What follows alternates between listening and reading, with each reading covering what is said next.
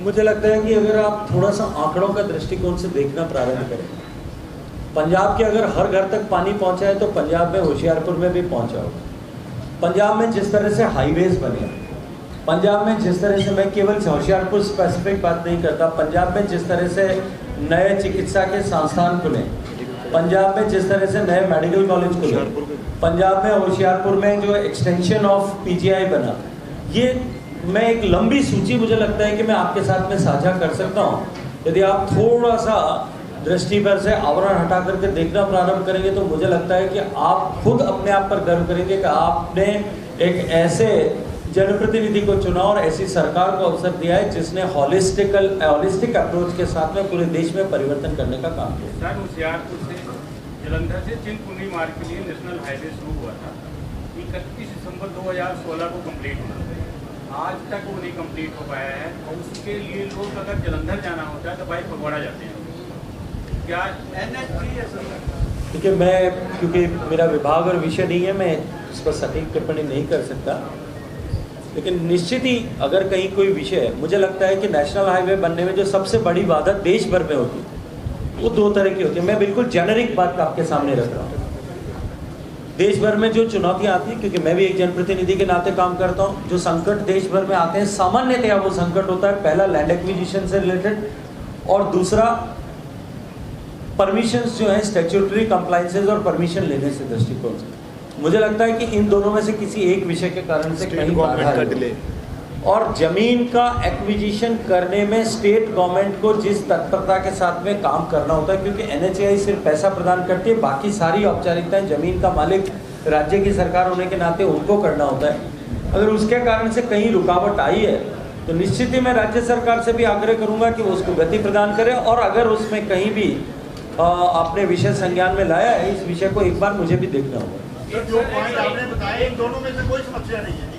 चलिए, मेरी जानकारी में नहीं, मैंने तो जेनरिक आपको कहा, मैंने आपके लिए नहीं कहा, इसके लिए मैंने जेनरिक की बात। एक सर, आदमपुर में एयरपोर्ट शुरू हुआ था तो दिल्ली के लिए यहाँ से कनेक्टिविटी द्वाबा के लिए बहुत अच्छी हो गई थी, पूरे द्वाबा को उसका फायदा मिलता था, लेकिन वो भी बंद हो गया था।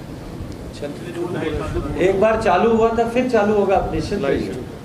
देश में 74 एयरपोर्ट आजादी से लेकर के और नरेंद्र मोदी जी की सरकार आने तक बने थे। आज देश में 74 नए एयरपोर्ट और बन गए। जो काम देश में 70 साल में हुआ था मित्र, उससे ज्यादा काम पिछले 10 साल में हुआ है। कम से कम एयरपोर्ट की दृष्टिकोण से, हाईवेज की दृष्टिकोण से, चाहे आप रेलवेज के अपग्रेडेशन की दृष्टिकोण से देखें, रेलवे इंफ्रास्ट्रक्चर के दृष्टिकोण से देखें, पैसेंजर एमिनिटीज की दृष्टिकोण से देखें, उससे ज्यादा काम पिछले 9 साल में हुआ है। एयरपोर्ट बनाए, मुझे लगता है कि एयरपोर्ट बनना, एयरपोर्ट की बिल्डिंग बनाना, मैं सोचता तो यह था कि होशियारपुर के जागरूक संवाददाता होने के नाते आप उसके लिए मुझे धन्यवाद करेंगे। एयरपोर्ट बनने के बाद में फ्लाइट्स का संचालन करना जो है वो कंपनीज जो है एयर ऑपरेटर्स का काम, उसकी डिमांड जनरेट होती है, उसकी स्टडी होती है, उसके अकॉर्डिंगली जो है एयरलाइंस अपने जो है वो रूट्स ऑपरेट करती है, उसमें सरकार का काम समाप्त हो जाता है। लेट द एयरलाइंस कम, वो इंटरेस्ट दें आपको तो उसके लिए सिर्फ स्वीकृति प्रदान करना होगा। चलिए,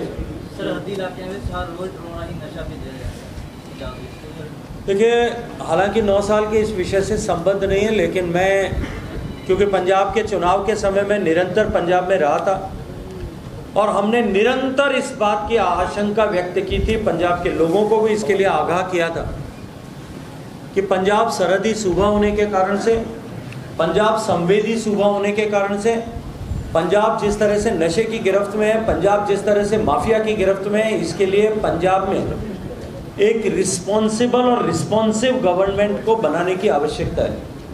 पंजाब की जनता का निर्णय था। मुझे पूरा बोलने देंगे कि आप बीच में बोलेंगे? अगर आपको प्रश्न ही करना है तो आप करते रहिए, मुझे जवाब मत देने दीजिए।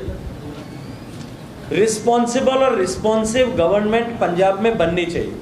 हमने उस समय भी इस बात की आशंका व्यक्त की थी कि पंजाब में अगर रिस्पॉन्सिबल गवर्नमेंट नहीं हुई तो पंजाब में आने वाले समय में ड्रग और माफिया, ये दो पंजाब के लिए नासूर बनेंगे।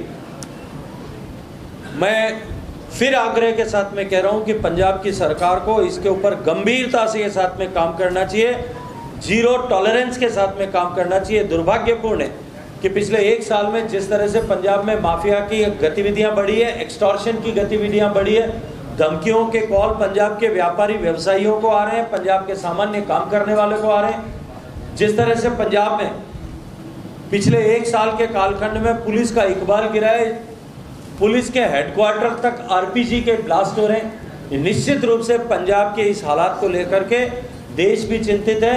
देश की सरकार ने पंजाब के आग्रह पर, क्योंकि प्रारंभिक रूप से राज्य सरकार की जिम्मेदारी होती है, अभी हाल ही में पंजाब की सरकार, पंजाब के माननीय मुख्यमंत्री जी के आग्रह पर पंजाब को सेंट्रल फोर्सेस और अधिक मात्रा में डिप्लॉय करके इनका सहयोग करने का काम किया है।